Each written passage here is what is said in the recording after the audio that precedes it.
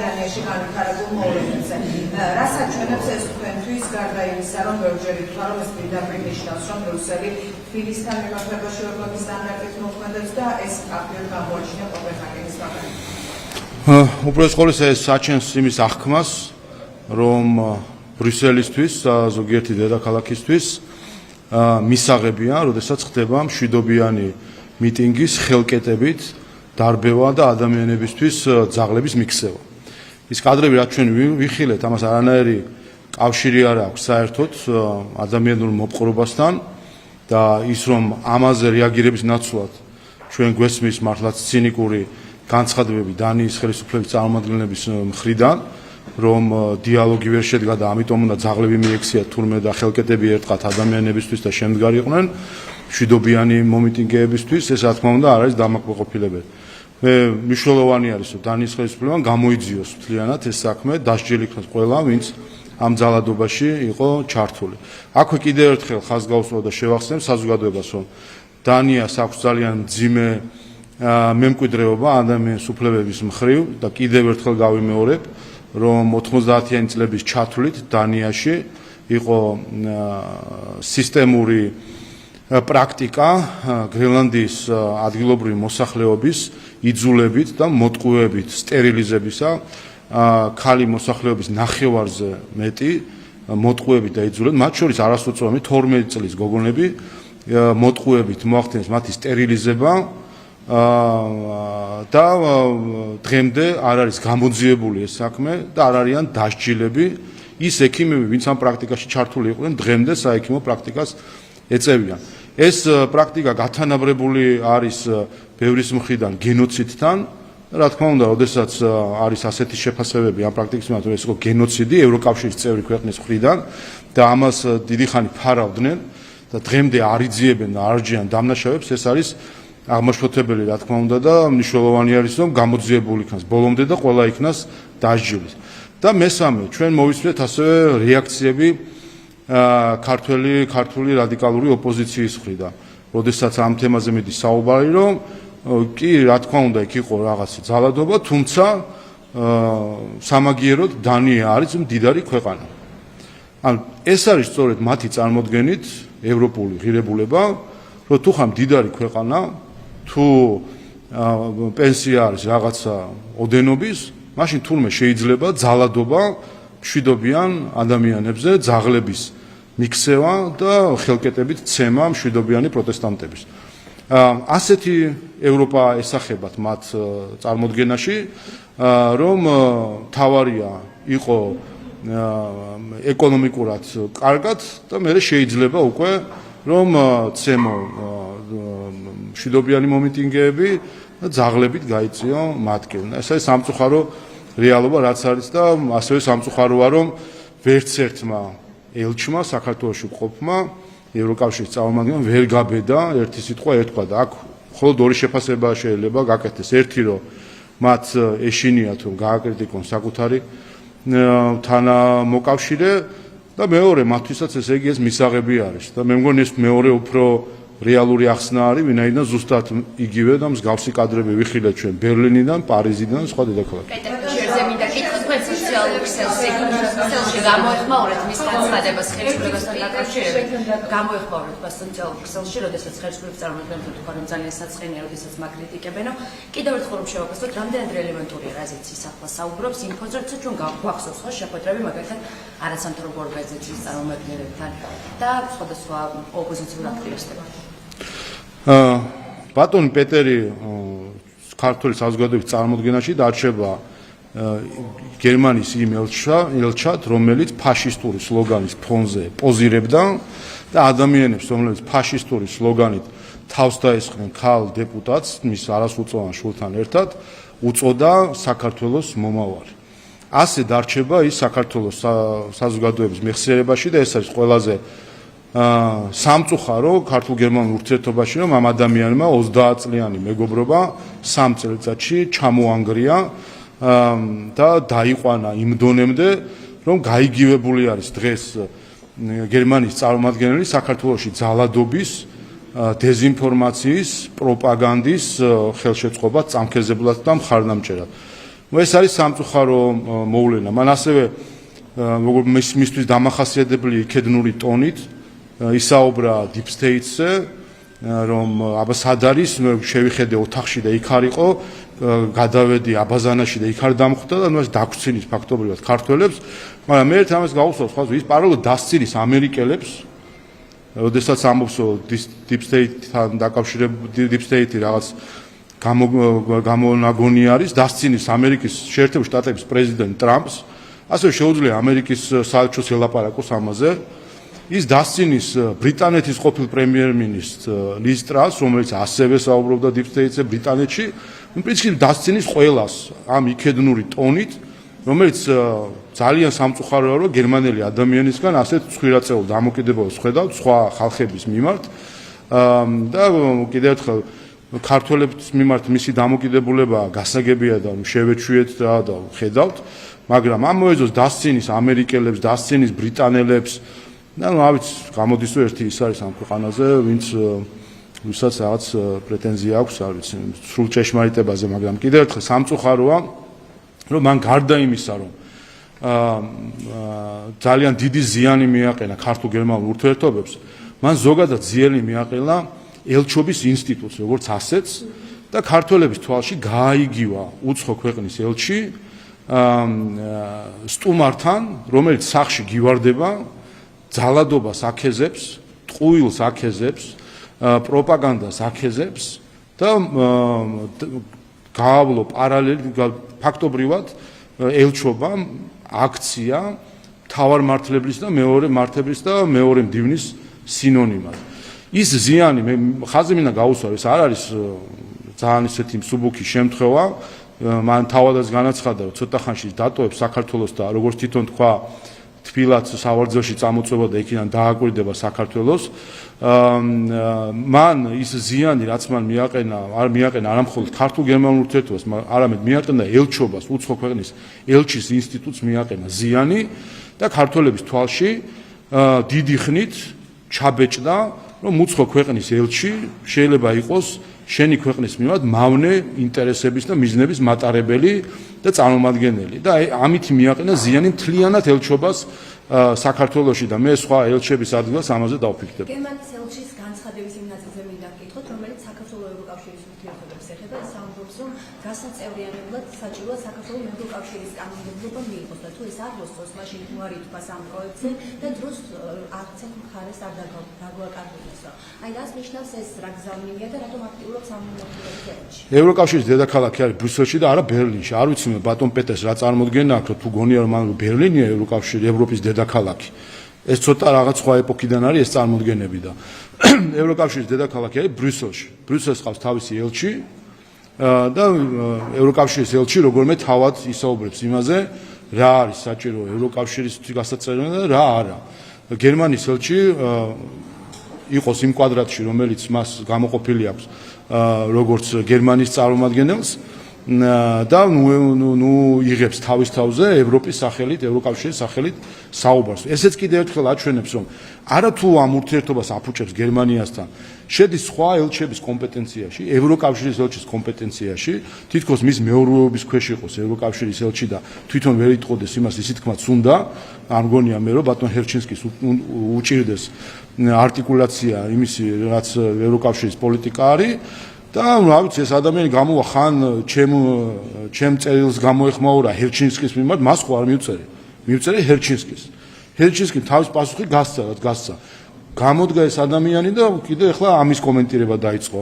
შემდეგ პრემიერ-მინისტრმა მიწერა ევროკავშირის ხელმძღვანელობას, გამოვიდა ეს ადამიანი, ამის კომენტირება დაიწყო და ახლა არ ვიცი თუ გერმანია თუ ბერლინი არის დედაქალაქი ევროკავშირის გაგოგებინონ თუ კი ეს არის ახლა დღევანდელი ისტორიული მოცემულობა. კიდევ ერთხელ წარმოუდგენელია, არ ვიცი ეს ადამიანი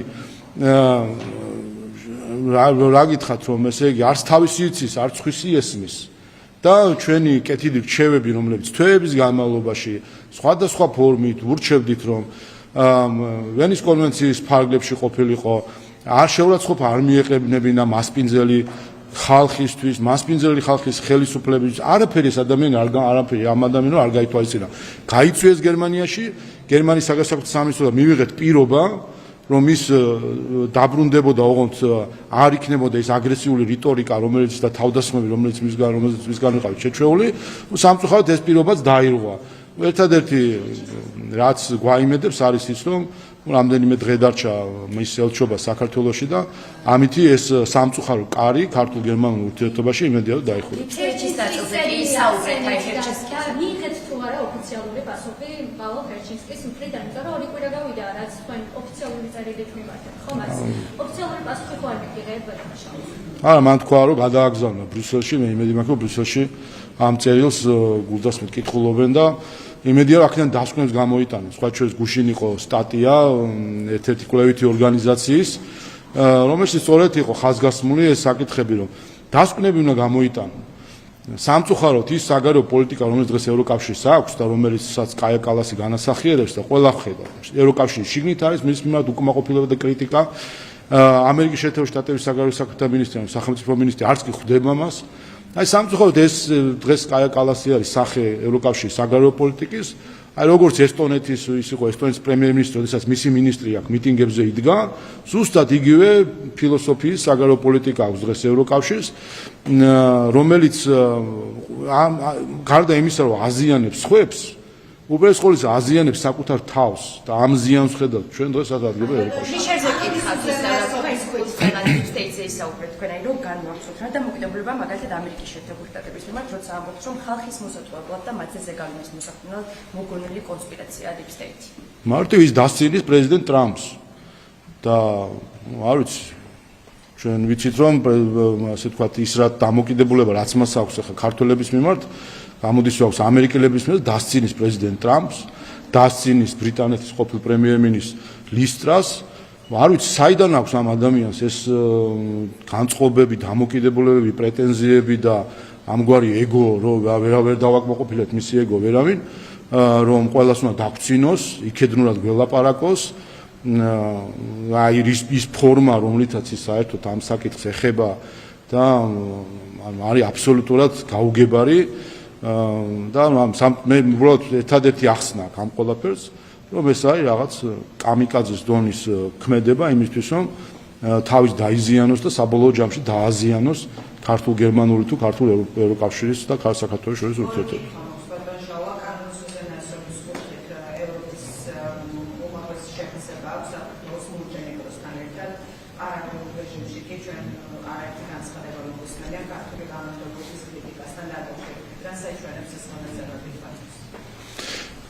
აჩვენებს ერთ რამეს, რომ ქართველებმა ჩვენი პოლიტიკა უნდა განვახორციელოთ მშვიდად. ერთი რამე უნდა გვახსოვდეს, ჩვენ ეროვნულ ინტერესებს არც ერთი ქვეყანა დედამიწის ზურგზე არ დაიცავს, ჩვენ თუ არ დავიცავით ჩვენი ეროვნული ინტერესები. ამის მაგალითები გვაქვს დღევანდელობაში, ბრიუსელის დამოკიდებულებაში ძალიან კარგად ჩანს საქართველოს მიმართ. ამიტომ ჩვენ მშვიდად უნდა მივყვეთ, ჩვენ მთავარია ჩვენი სახელმწიფო ავაშენოთ.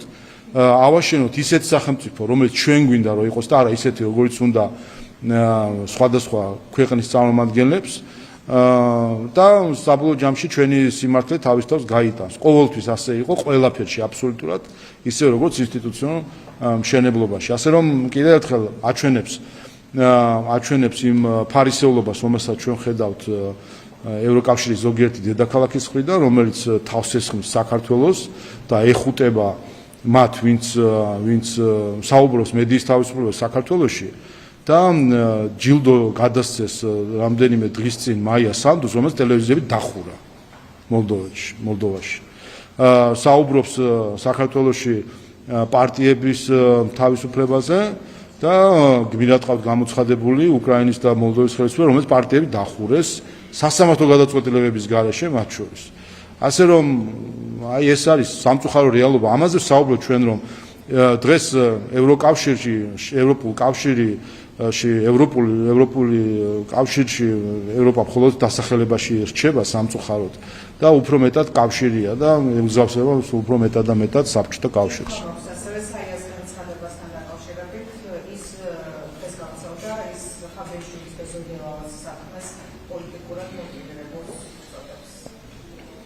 რამდენად აქვს რეალობასთან ახლოს ამ განცხადებას? ხა იმ ორგანიზაციისგან რომელსაც გინება გამოხატვის თავისუფლება ჰგონია და იცით რომ საიამ წაიღო სტრასბურგში გაასაჩიო სტრასბურგში საქმე რომელზეც 2 დღის წინ იყო გადაწყვეტილება სტრასბურგის სადაც დამარცხდა საია და მისი დამფინანსებელი ევროკავშირი რომელსაც უნდოდა რომ საქართველოში ზიზღის დაკანონება მომხდარიყო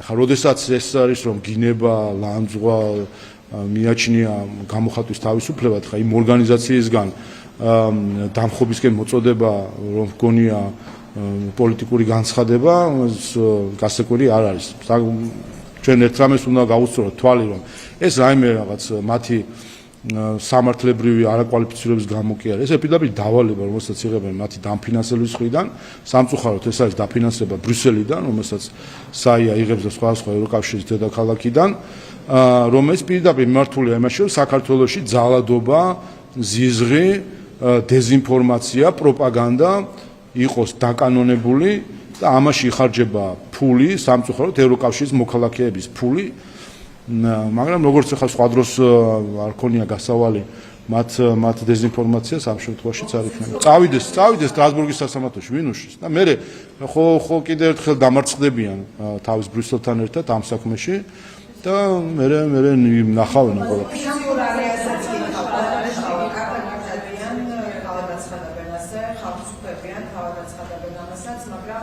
მედიას უმალავენ ამ აქტივობას, ყოველ შემთხვევაში მედიის უმრავლესობისთვის მათ ეს აქტივობა ცნობილი არ არის. პარალელურად ჩვენ ვხედავთ სააკაშვილის კრიტიკას ციხიდან, ის უწუნებს აქტიკასაც, მოქმედებასაც და ბევრ რამეს მოკლედ ამ ალიანსთან ვიცით, რომ შიდა დაპირისპირება ეს საჯაროდ არის დამტანილი. რა ტიპის ერთობასთან გვაქვს და გას თავაზობს ეს ერთობა, თუნდაც საკუთარ ხარჯებს. ჩვენ ველით საკონსტიტუციო სასამართლოში განხილვებს ჩვენ მიმართეთ მათ შორის ამ საკითხში ჩართულ პარტიებთან დაკავშირებით საკონსტიტუციო სასამართლოს იმედი გვაქვს რომ საკონსტიტუციო სასამართლო მიიღებს გადაწყვეტილებას მათი არაკონსტიტუციურად გამოცხადების შესახებ. არაკონსტიტუციური პარტიები არიან კიდევ ერთხელ რომელსაც აქეზებენ გარედან და ხედავთ ჩვენ ხო ეს არიან 9 მაისის ევროპის დღის პარტიები არიან. ის პარტიები რომლებიც ის ხალხი რომლებიც 9 მაისს აღნიშნავენ არა ფაშიზმზე დამარცხებას 9 მაისს ულოცავენ არა ქართველ ვეტერანებს რომლებმაც დღევანდელი ევროკავშირის შესაძლებელი გახადეს 9 მაისს იხსენებენ არა იმ 300,000 ქართველს რომელმაც სიცოცხლე დადო იმისთვის რომ სამყარო და ევროპა გაეთავისუფლებინა ფაშიზმისგან არამედ 9 მაისს კოქტეილით აღნიშნავენ ევროკავშირის თუ სხვა ელჩებთან, უცხოელებთან ერთად, რომლებიც კიდევ ერთხელ არიან მათი დამკვეთები საქართველოში არეულობის, ზიზღის და პროპაგანდის საწარმოებში. ოპოზიციაზე უნდა გითხრათ ბარემ ამ კონტექსტში ბაჩოხალაია აცხადებს რომ არჩევნების ხელისუფლების შესახებ გამორიცხულია, ამიტომ დამხობაზე უნდა იფიქრონ სააკაშვილი 26 მაისის აქციას მხარს უჭერს და ამბობს რომ აღარ უნდა დაიშალოს ხალხი. ხაბეიშვილი მოუწოდებს ოპოზიციას გაიზიაროს სააკაშვილის პოზიცია და ერთი დროშის ქვეშ გაერთიანდეს. საბოლოოდ ეს დამხობის სცენარი კიდევ არის რატომ არის აქტუალური და რა პერსპექტივა აქვს მათ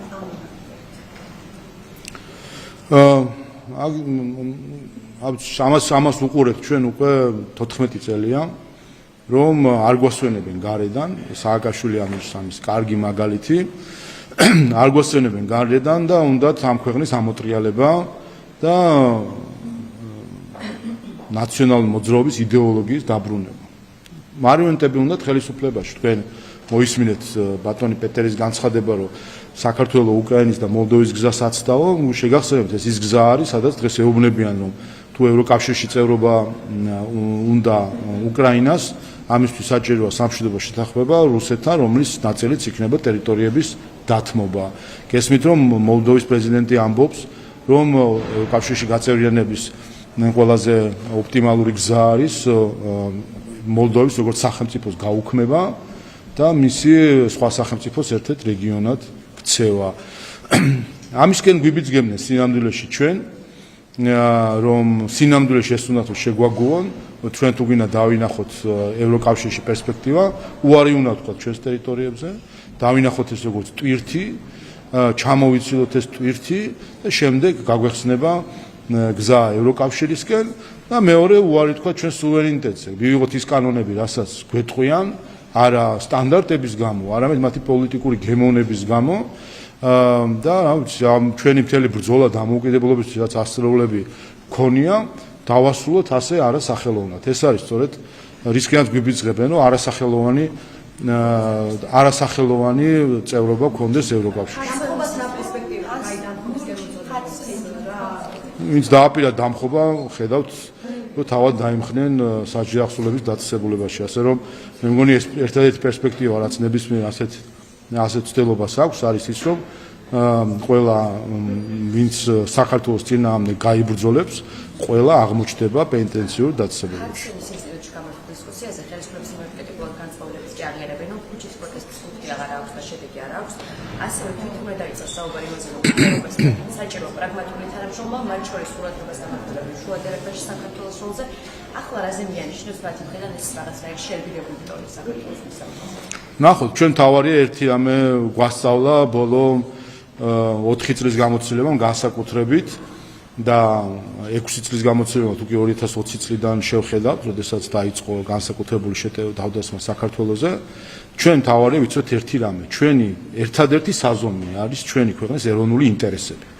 ამ ასე ველაპარაკებით ამერიკის შეერთებულ შტატებსაც, ევროკავშირსაც და ყველა ქვეყანას ჩვენს გარშემო თუ არაგარშემო. საქართველოს ეროვნული ინტერესები. რაც არის საქართველოს ეროვნული ინტერესებში, იმ საკითხზე ჩვენ მზადვართ შევთანხმდეთ, რაც ეწინააღმდეგება ჩვენს ეროვნულ ინტერესებს, იმაზე ვერ შევთანხმდებით.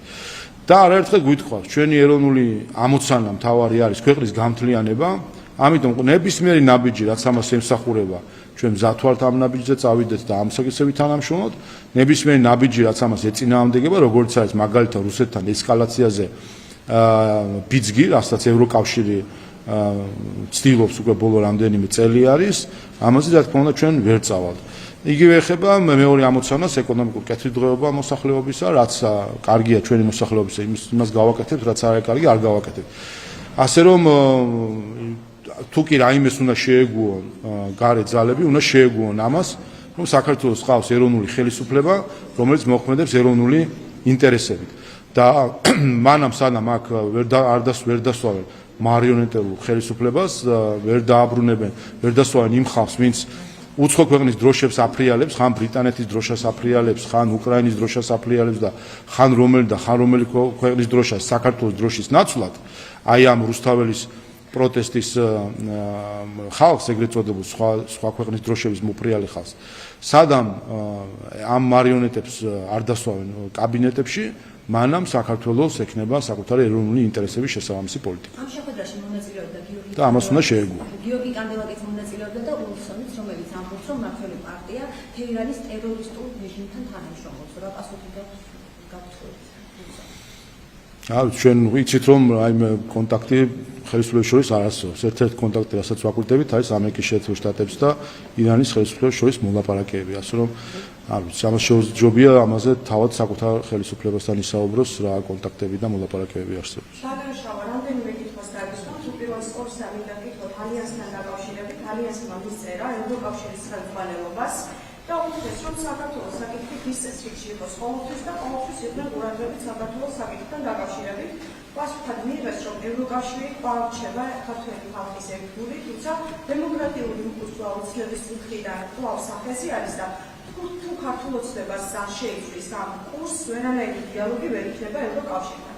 რას აპირებთ? თქვენი პასუხი რა იქნება? თქვენ აღშევსმენია, რომ ასეთი ევროპა არ გინდათ, მაგრამ ასეთი ევროპა არსებობს და ასეთი ევროპა გეუბნებათ, რომ დემოკრატიული იმპულსს თქვენ გადავდგეთ და თუ გსურთ, რომ ისევ იყოს მოლაპარაკებები, დიალოგი, მაშინ ეს კურსი უნდა შეცვალოთ. იქნება თქვენი პასუხი. ევროპას სხვადასხვა სახე ქონდა. 55 წლამდე ევროპას ფაშისტური სახეც ქონდა. შემდეგ ეს სახე შეიცვალა და დაემსგავსა იმ ევროპას, რომელიც ჩვენთვის მისაღებია. ახლა ვხედავთ, რომ მას კვლავ გამოწვევები აქვს, ცივილიზაციური გამოწვევები, რომელზეც არ მხოლოდ ჩვენ ვსაუბრობთ. ამერიკის შეერთებული შტატები მიუთითებენ, რომ ცივილიზაციური უფსკულისკენ მიექანება დღეს ევროკავშირი. ასე რომ ევროპის აგიფათ ის რაც ჩვენ ევროკავშირში ასე ვთქვათ გვიზიდავდა, ეს არის ბუნებრივი მოცემულობა. კიდევ ერთხელ ჩვენ ევროპის ფაშისტური სახე გვინახავს და ამას ვებრძოდით 300,000 ქართველი დაიღუპა იმის გამო რომ ევროპა იყო ფაშისტური. ასე რომ ჩვენ და არავის არ უნდა დაავიწყდეს რომ ისტორია შეიძლება ნებისმიერ დროს სხვადასხვა მიმართულებით წავიდეს და ყველა ამიტომ უნდა იყოს ფხიზლად. ამიტომაც ფხიზლობთ ჩვენ და დღეს ვეუბნებით ევროკავშირს რომ იმ ნაბიჯებს რომელსაც ისინი დგავენ ისინი მიექანებიან ცივილიზაციული უფსკულისკენ, შორდებიან ევროპულ იდეალებს და რა თქმა უნდა ისეთ ევროკავშირში რომელსაც მარტო სახელია ევროპული რა თქმა უნდა ჩვენ ახს ვერ ხედავთ საქართველოს მონაწილეობას, ამიტომ მათ უნდა დაგვანახონ რომ ევროკავშირი კვლავ მიმზიდველი იყოს საქართველოსთვის. კიდევ ერთხელ ევროპული ღირებულებებისგან დაცლილი ევროკავშირი არ არის ევროკავშირი, ის არის უბრალოდ კავშირი სხვადასხვა ქვეყნების, როგორც იყო საბჭოთა კავშირი თავის დროზე და ხა ესეთ კავშირში ვიყავით.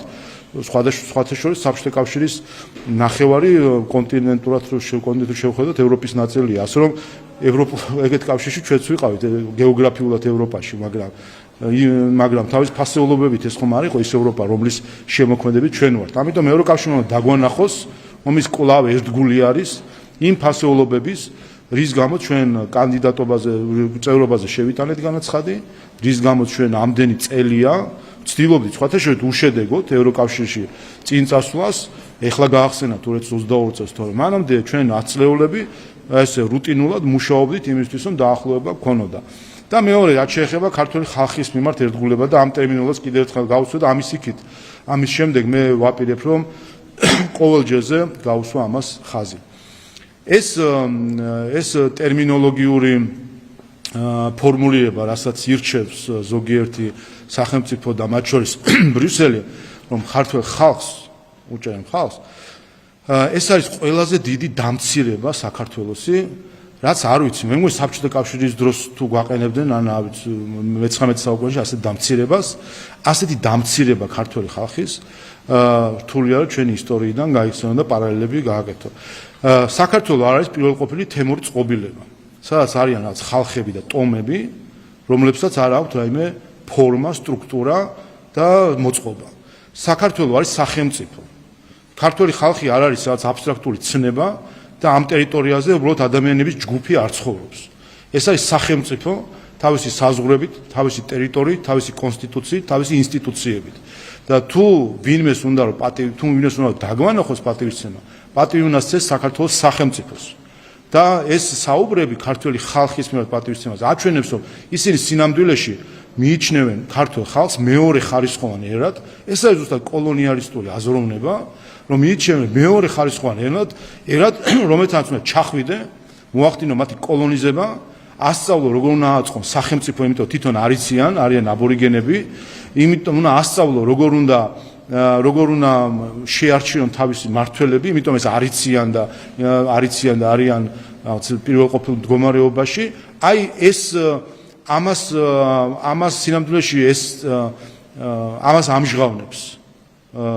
ეს ტერმინოლოგია ამჟღავნებს ამ დამოკიდებულებას, რომ ქართულ ხალხს ჩვენი 3000 წლოვანი სახელმწიფოებრიობით მიგვიჩნევენ სინამდვილეში მეორე ხარისხოვან ადამიანებად, რომელიც აქ რაღაც ჯგუფურად ცხოვრობთ რაღაც ტერიტორიაზე და ხინკალს უმზადებთ და ხაჭაპურს აქ ჩამოდიან და მოსწონთ ჩვენი ცეკვა თამაში და სუფრაზე დაგვისვამენ და თავის ჭყვაზე უნდა ვიაროთ ჩვენს ქვეყანაში. ასე რომ კიდევ ერთხელ ყოველ ჯერზე, როდესაც იქნება ასეთი მიმართვა ჩვენი ქვეყნის მიმართ, რომ ქართულ ხალხს შეეცდებიან რომ გამიჯნონ ქართული ხალხი საქართველოს სახელმწიფოსგან, ყოველ ჯერზე მე პირადად ვაპირებ, რომ სათანადო პასუხი დაუბრუნო ყველას, ვინც ამას გააკეთებს, დაუბრუნოთ იმ ხრივ, რომ ეს იქნება კოლონიალისტური დამოკიდებულება და იმის წარმოჩენა თითქოს საქართველო არის ვინმეზე ნაკლები ადამიანი, მეორე ხარისხოვანი ერი, რომელსაც არ შეუძლია საკუთარი ქვეყანა მართოს. კიდევ ვკითხავთ, რომ პარლამენტის ყველაზე დიდი ჯგუფი ითხოვს ევროკავშირისგან ბრიტანეთის სანქციების გაზიარებას და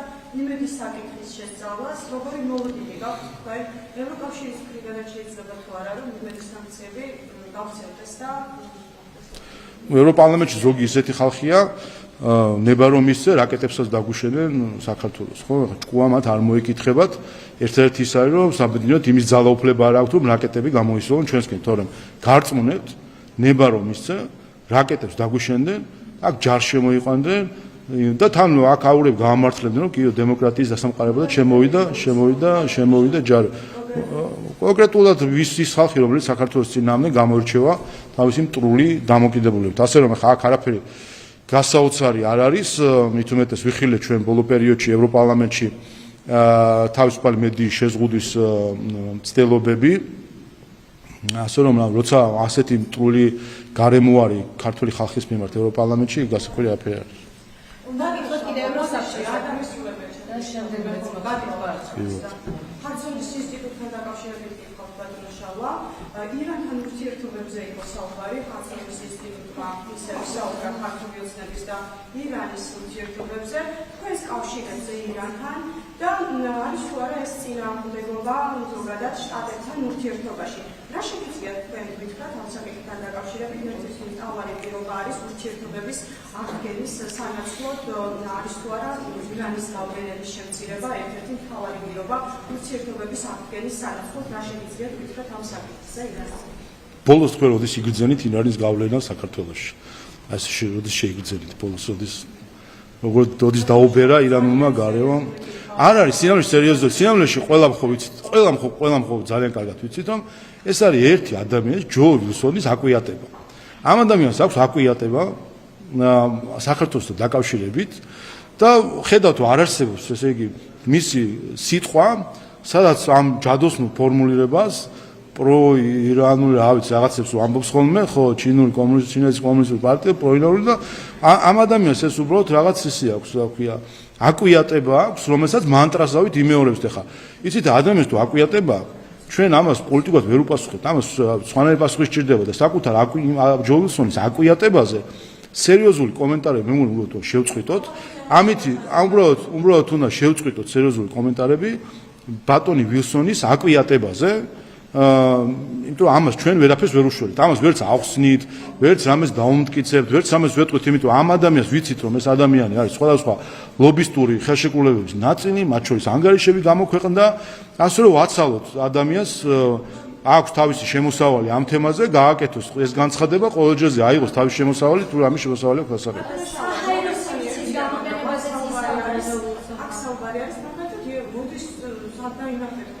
ამასალარი ხშირად?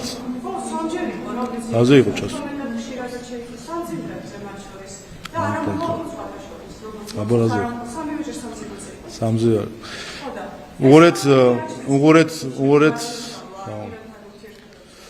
ხო რატომღაც იქ უღურეთ აი ეს არის კიდევ ერთხელ რომ პირველი რომ ესე იგი ურთიერთობას თქვენ თუ ეძახით იმას რომ როდესაც რეგიონში ქვეყნის პოლიტიკური ლიდერი და მათ შორის ვიცით რომ კატასტროფაში გარდაიცვალა პრეზიდენტი და ჩავიდა რეგიონიდან ყველა, მათ შორის ევროკავშირიდან იყვნენ ჩასულები, მათ შორის ჩვენი ყველა მეზობელი იქ იყო და სამძიმარზე ჩადის ადამიანი ამას პოლიტიკურ კავშირებს და კონსულტაციებს თუ რას უწოდებს საერთოდ არ ვიცი ამას შეუძლია მხოლოდ ჯო ვილსონმა მისცეს დაინახოს ასე იმიტომ რომ უბრალოდ მისი აკვიატება ასეთი და თქვენ რომ ასე აგათეთ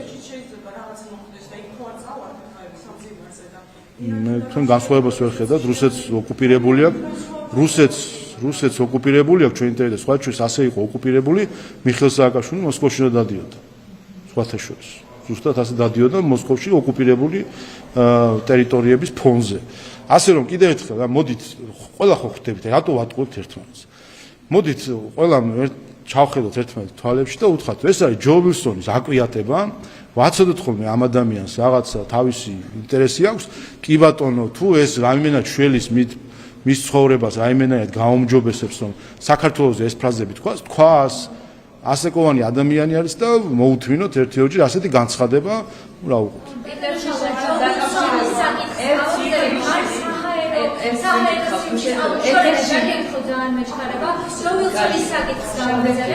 მან საჰაერო სივრცის გამყენებაზეც ისაუბრა და ნახეთ ციტატას საკითხავთ ქართული ოცნება დაეხმარა ირანს მიმდინარე ომში იმით რომ თავისი საჰაერო სივრცის გამყენების უფლება მისცა რუსულ სტრატეგიულ ავიაგადამზიდებს რომლებსაც რესურსები მიჰქონდათ რათა დახმარებოდნენ ირანის რეჟიმს აი თქვენ ამ ბრალდებას რას უპასუხებთ ჯო ვილსონის მხრიდან წენანდი მოვისმინეთ თქვენი გზავნილები თუმცა საჰაერო სივრცის გამყენებაზე როდესაც საუბრობს ის თქვენ როგორ უპასუხებთ ამას ვერანაირად ჩიხში ვართ რა ვქნათ ეხლა ვერ დავამტკიცებ თუ სპილოები არ ვართ ეხლა მოგეთ კიდევ ერთხელ გიორგი კანდელაკის ძმაკაცი რო იქნება ადამიანები იმის ჭკვაზე იulis რა ვქნათ რა ვქნათ დავივიწყოთ ეს ყველაფერი უბრალოდ ვაცადოთ ეს ადამიანი მას გაცხადებული აქვს რომ პოლიტიკიდან წასვლას აპირებს შემდეგ არჩევნებს ელოდება და მიდის პოლიტიკიდან ვაცადოთ რომ შვიდად წავიდეს ეს ადამიანი პოლიტიკიდან ავიტანთ ერთი 10 ცდილობა კიდე დარჩენილი აქვს რომ დაგვიძახოს პროირანული და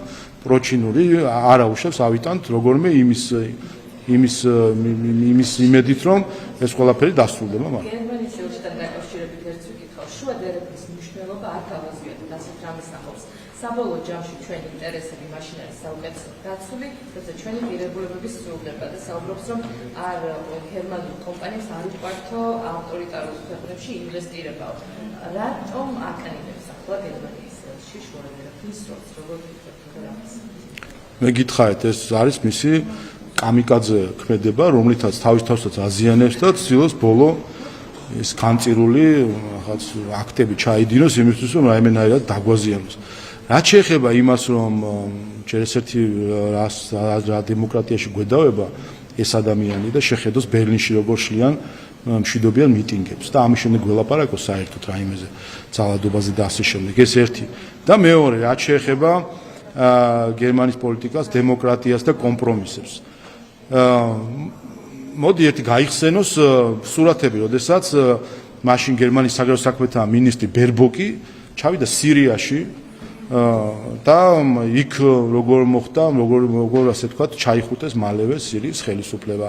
სირიის ხელისუფლება, რომელიც აფხაზეთის დამოუკიდებლობას აღიარებს სხვათა შორის და საერთაშორისო სამართალსაც არღვევს ამ მხრივ, ყველა სხვა საკითხთან რო არ ვისაუბროთ, ჩაიხუტეს, ხელი ჩამოართვეს ბერლინში უმასპინძლეს იმ ქვეყნის ლიდერს, რომელიც აფხაზეთის დამოუკიდებლობას აღიარებს.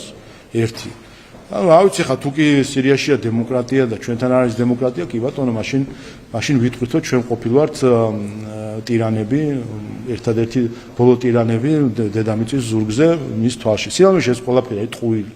მას თქვა რომ წრინს ოცეუნებიან რომ მატყუ არა, მაგრამ ნუ იტყვის ტყუილს და არც არავინ არაფერს არ ეტყვის და ეს ფარისეულური საუბრები რომ ღირებულებები და ასე შემდეგ ჯერ აღირებულებზე გვესაუბრება ეს ერთ საკითხია, მაგრამ მეორე არის კარგად ხედავდი თავზე როგორ გადაგვიფრენდა ხოლმე სხვადასხვა სამთავრობო თვითმფრინავი გერმანიის მთავრობის და რომელ ქვეყნებში ჩადიოდნენ, ვის ეხუტებოდნენ, სად რა დემოკრატია არის და სად როგორი სისტემა არის. ასე რომ ეს ცინიზმი დაიტოვოს თავისთვის, ისაუბროს შიგნით თავის ხელმძღვანელობას. გითხოთ ევროსაბჭოს საპარლამენტო ასამბლეის მონიტორინგის მასთან დაკავშირებით საუბრობთ, თქვით რომ თუ როგორ განვითარდება მოვლენები, ვინმე შეიძლება აღმოჩნდეს პენტენციურ რასებულებაში.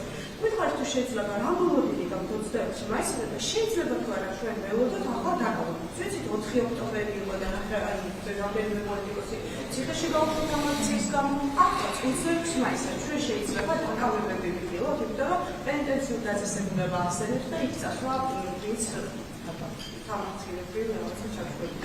ერთ-ერთი რაც შევავიქრო, თავის დაკავდებიან ეს ადამიანები, მეტი მანდ არაფერი მოსმოლოდინი არავის არ აქვს. ჩვენ ხედავთ რომ არის აბსოლუტურად აგითხრათ იდეა აბსოლუტურად რაღაც ყველა საფუძველ, ყველა რაღაც მხარდაჭერა დაკარგული ადამიანების ჯგუფი, რომელიც უბრალოდ და მე ამას კიდევ ერთხელ ვიტყვი, ხედავთ ადამიანებს, რომლებიც უბრალოდ არიან რაღაცა გაბოროტებული რაღაცაზე და აი ამ თავის ემოციურ პრობლემებს ახვევენ შემდეგ სხვებს. ნუ ხედავთ ახლა ამ ადამიანებს კიდევ ერთხელ რომელსაც სხვა გასავალი მათ ნეგატიურ ემოციას არ აქვს და ერთადერთი სადაც ესენი ამ გასავალს ხედავენ არის რუსთაველზე გამოსვლა და საკუთარი ემოციებისგან დაცვა და დაიცალონ კი ბატონო თავისუფალი ქვეყანა როცა უნდათ გამოვიდნენ ისაუბრონ ერთმანეთთან, დაკავდნენ ერთმანეთით. სხვა რატომ უნდა იყოს, რა თქმა უნდა, რატომ უნდა იყოს? რატომ უნდა იყოს? აი რატომ უნდა დააკავო ადამიანი, რომელიც უბრალოდ მშვიდობიანად არის და თავისთვის არის. ხო არანაირი საფუძველი არ არის და ვინმე ამბობს, რომ იქ ძალადობა უნდა ჩავიდინათო, მოგეთქვეს? ძალადობაზე არ არის საუბარი. აბა თუ არ არის? არა, მე ვახსენე ვინმე ძალადობას ჩადენა თუ უნდა თქო, მაგრამ ხო არ ჩაიდნენ ძალადობას, ეს ხო მშვიდობიანი ხალხია. ჩვენ ხო ვერ ვიფიქრებთ რომ მათ ჯიბეში მაშხალე ექნებათ ან ბენზინის ჩაასხამენ ბოთლებს ხო ესეთ ხალხი არ არის ესენ ხო თეთრი ფუმფულა ხალხი არიან და სინდის მხოლოდ თავისი სინდისი კარნახობს რომ ბოთლში ჩაასხას ბენზინი და ადამიანს გადაასხას და ცეცხლი წაუკვდეს ეს ხო აჩვენებს ევროპულ სინდისიერებას რომ ცოცხლად რომ ადამიანს დაწვალ ალბათ ეს ინკვიზიციიდან არის რაღაც ევროპულ ღირებულებად გადმოტანილი რომ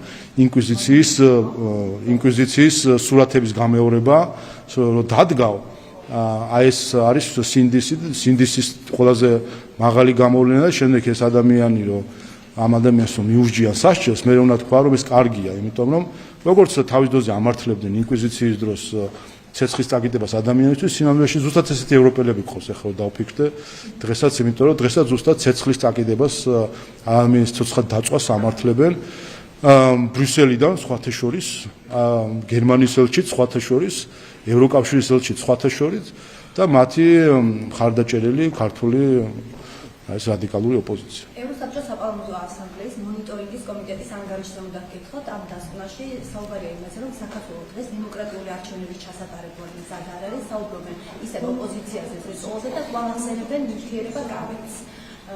როგორ ახასებთ თქვენ ამ ანგარიშს?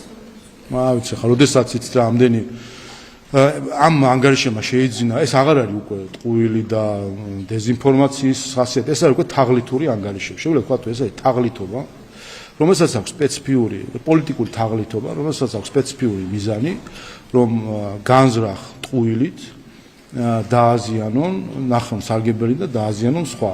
ეს არის პოლიტიკური თაღლითობის მაგალითი, ეს რაც არის ანგარიში, პოლიტიკური თაღლითობის მაგალითი არის და ახლა ჩვენ იცით რომ პასესაც შეეხება ჩვენ დელეგაციას აღარ ვაგზავნით უკვე რამდენიმე ხანი არის, იმიტომ რომ ხედავთ რომ ამ ადამიანს არ უნდა ველაპარაკოთ.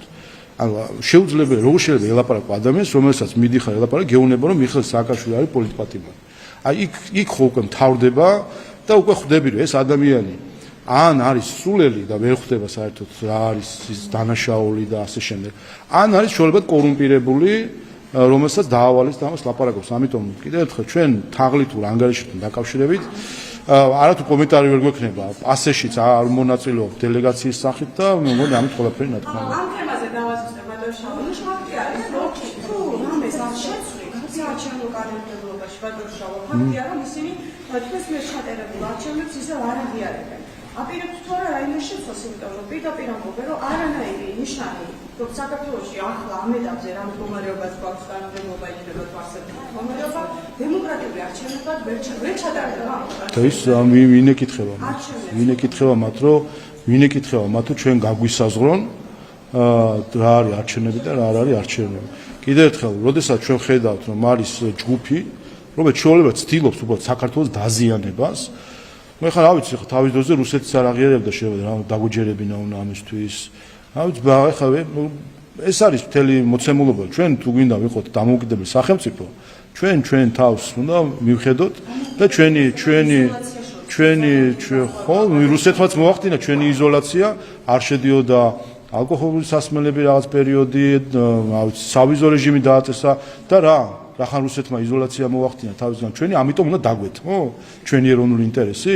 ეს არის პირდაპირ არ არის განსხვავება, განსხვავება არ არის ამ თემაში. ამ თემაში არანაირი განსხვავება არ არის. ჩვენ სუვერენიტეტს პატივს ვინ არსცემს, ამას რაიმე მნიშვნელობა აქვს. ეს დაახლოებით იგივე რაც წეგან თქვი.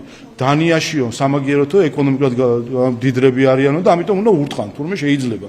და რა გამოდის ესე იგი, რაღაც მათ აბრევიატურაში ევროპა წერია, ამიტომ უფლება აქვს ჩვენი სუვერენიტეტი შეზღუდონ. ჩვენი სუვერენიტეტი მარტო რუსეთთან მიმართებაში გვაინტერესებს თუ გვაინტერესებს ყოველას მიმართებაში. ამიტომ დიახაც ზუსტადაც რომ იმეორებენ რუსეთის პოლიტიკას, როდესაც ისინი ვიცდილობს რომ ჩვენი სუვერენიტეტი შეზღუდოს და შეგვიძლია. რა თქმა უნდა, სხვა ჩვენ ახალი საარჩევნო კოდექსი შეგახსენებთ ერთ რამეს. პარლამენტმა ცოტა ხნის წინ მიიღო ახალი საარჩევნო კოდექსი, რამდენიმე ასეული მუხლისგან შემდგარი, და კრიტიკა რამაზე მოისმინეთ, ერთადერთი საკითხი იყო, რაზეც საუბრობდნენ, რომ საზღვარგარეთ უბნების არ გახსნის საკითხი იყო ერთადერთი. სხვა რამე კრიტიკული მოსაზრება ვინმესგან მოისმინეთ, რამე გახსენდებათ, არანაირი კრიტიკული მოსაზრება არც კი იყო. ამიტომ ჩვენ გვაქვს კანონმდებლობა, რომლის მიხედვითაც 2028 წლის 28 ოქტომბერს ჩატარდება საპარლამენტო არჩევნები. რიგარეში არჩევნებს 28-მდე არჩევნებს არ განიხილავს ქართული ოცნება და რა შემთხვევაში შეიძლება ესეთი არჩევნები ვნახოთ ჩვენ. იმიტომ რომ ამის მოლოდინი არსებობს საზოგადოებაში. რა თქმა უნდა არ განიხილავს, მაგრამ რა აზრი აქვს მათთვის, ვინც ახლა ცდილობს რომ ესეთ საკითხები წამოაყენოს, რა აზრი აქვს? რომელ არჩევნები ხო 26-ში დამარცხებენ, 27-ში, 28-ში რა მნიშვნელობა მარცხი ყოველთვის მარცხი იქნება და ეს არის მათი პრობლემა. მათი პრობლემა ის კი არ არის რომ არჩევნები როდის იქნება 26-ში იქნება, 28-ში, 27-ში, 29-ში. მათი პრობლემა ის არის რომ არჩევნებში მარცხდებიან. მხარდაჭერა არ აქვს, იმიტომ როგორ შეიძლება მხარდაჭერა კონდეს იმ ხალხს, რომელიც ამბობს რომ უნდა იყოს უცხო ქვეყნის ელჩის ვასალი. აი ესეთი ხელისუფლება უნდათ, რომ აქ უნდა იყოს, აქვია უცხოეთისგან მართული ვასალური სახელმწიფო და ამ ვასალობას ჩვენ გავეკეთით 35 წლის, აგერ რამდენიმე დღეში აღნიშნავთ დამოუკიდებლობის დღეს და 35 წლის წინ გავეკეთით ამ ვასალობას სისხლით მათ შორის და ბრძოლით. და ამ ვასალობაში დაგვაბრუნონ იმის გამო, რომ ვისი ვასალიც ვიქნებით, იმ სახელმწიფოს სახელი რთი კი არ დაიწყება, რაღაც სხვა ასოთი დაიწყება. ეხლა ამითი რა იცვლება? ჩვენთვის ყველაფერი არ იცვლება. არ არსებობს ვინმეს თუ გონია რომ აქვია ოქროს გალია რაიმე უკეთესი არის რკინის გალიაზე ძალიან ცდება. თავარი არის თავისუფლება და ამ თავისუფლებისთვის ვიბრძოლებთ ყველას თან მიმართებით.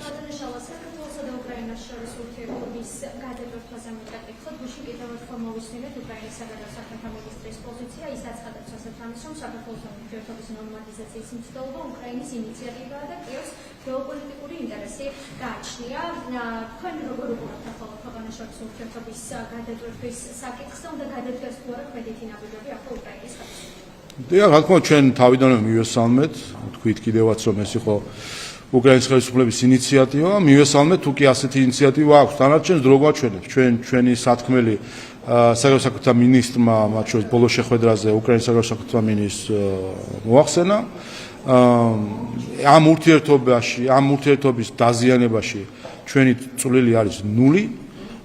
ამიტომ ჩვენ ველით რომ უკრაინის ხელისუფლებამ თუ კი მას აქვს მზაობა რომ სათანადო დასკვნები გამოიტანოს იმასთან დაკავშირებით თუ რა არის სწორი ამ ურთიერთობებში და რა უნდა გამოსწორდეს, ჩვენ ამას მხოლოდ მივესალმებით. ასე რომ ნახოთ რო გვაჩვენებს დანარჩენს. ჩვენ ცხოვრებას ვაგრძელებთ, ჩვენ სახელმწიფოს მშენებლობას ვაგრძელებთ. თუ კი უკრაინის ხელისუფლება გადაწყვეტს რომ ახლა მას სურს კეთილ მეგობრული ურთიერთობა საქართველოსთან, ჩვენ ამას მხოლოდ მივესალმებით.